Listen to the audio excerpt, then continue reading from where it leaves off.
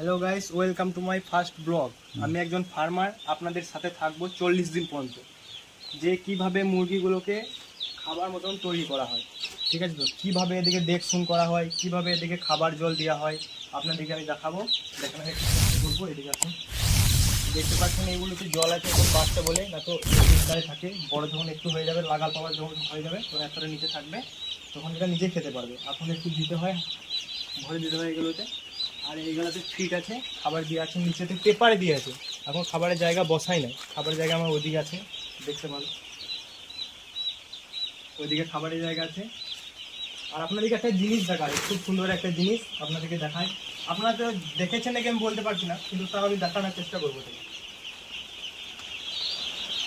তাই দেখুন, এটা হলো পোলট্রি, কিন্তু একদম দেশির মতো লাগছে, ব্রয়লার মতো লাগছে, কিন্তু এটা পোলট্রি। এটা যখন বড় হবে আপনাদেরকে দেখাবো, ঠিক আছে।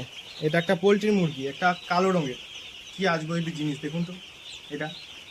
ঠিক আছে গাইস, বাই। আমি আপনাদের জন্য রোজ ভিডিও আপলোড করব, 40 দিন পর্যন্ত আপনাদের কাছে ভিডিও শেয়ার করব। আমার সাথে থাকুন, আমাকে সাপোর্ট করুন, আর এই চ্যানেলটাকে আমার সাবস্ক্রাইব করে দেবেন। রোজ আমি ভিডিও আপলোড ডালবো, কীভাবে ফার্মিং করে একদম ফুল ডিটেলস, কীরকম কী পেমেন্ট হয়।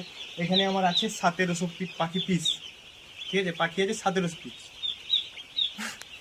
তো গাইস, আমার চ্যানেলটাকে একটু সাবস্ক্রাইব করে দেবেন, আমার সাথে থাকবেন। আপনাদেরকে আমি দেখানোর চেষ্টা করব 40 দিন পর্যন্ত মুরগিকে কীভাবে আমরা তৈরি করি, তারপরে আপনাদের কাছে পৌঁছাই। তো চ্যানেলটাকে একটু সাবস্ক্রাইব করে দেবেন, আর যারা ফেসবুক থেকে দেখছেন একটু ফলো করে দেবেন, এটাই বলছি।